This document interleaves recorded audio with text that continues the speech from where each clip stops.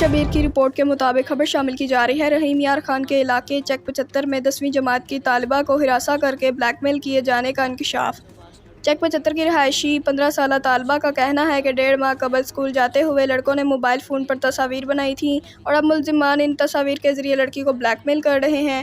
لڑکی کی والدہ کا کہنا ہے کہ معاملہ سامنے آنے پر ملزمان کے خلاف پولیس کو درخواست دی، جس پر ملزمان تحش میں آ گئے۔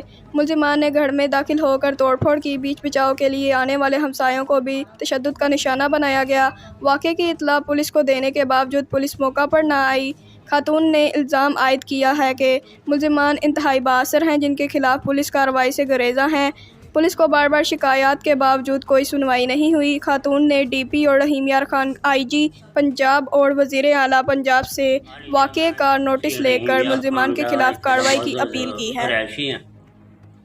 میرے اتنے ایک ہمسایا نے انہاں دے نال کوئی اتنے پنڈ دے گنڈے ہے انہوں نے زیادتی کی ہے، گھر آ کے مار کٹائی کی ہے۔ پولیس تک گئے لیکن پولیس نے انہوں دی کوئی نہیں سنی، موقع دیکھنے تک نہیں آئے۔